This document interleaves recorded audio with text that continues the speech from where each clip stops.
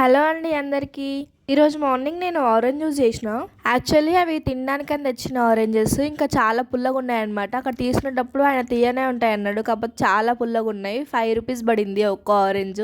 ఇంకా అవి వేస్ట్ చేయడం ఇష్టం లేక జ్యూస్ చేద్దామని కట్ చేస్తున్నా. జ్యూసర్ లేకున్నా మనం ఆరెంజ్ జ్యూస్, బత్తాయి జ్యూస్ ఇట్లా వేసుకోవచ్చు. ఒక బౌల్ పెట్టేసి ఒక గ్లాస్ ఎడ్జ్ ఉంటుంది కదా, ఎడ్జ్కి ఇట్లా మనం రౌండ్గా తిప్పితే జ్యూస్ వస్తుంది బయటకు. ఒకసారి వీడియోలో చూడండి, అలా తిప్పితే జ్యూస్ వస్తుంది బయటికి. ఈజీగానే ఉంటుంది, దీనికి జ్యూసర్ అట్లాంటిది ఏం అవసరం లేదు.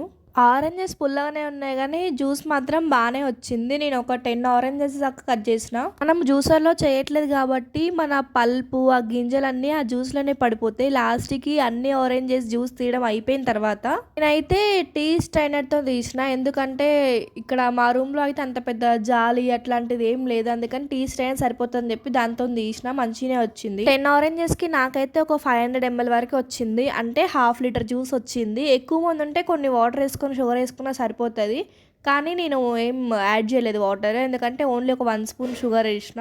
మరీ పుల్లగా ఉంది జ్యూస్, అందుకని వాటర్ అయితే ఏం యాడ్ చేయలేదు. మీ దగ్గర కూడా జ్యూసర్ లేకపోతే ఒకసారి ఇలా ట్రై చేయండి. ట్రై చేసి నాకు కామెంట్ చేయండి ఎలా వచ్చిందో. మన వీడియోని చూస్తున్న వాళ్ళందరూ లైక్ చేయండి, షేర్ చేయండి, సబ్స్క్రైబ్ చేసుకోండి. Thanks for watching.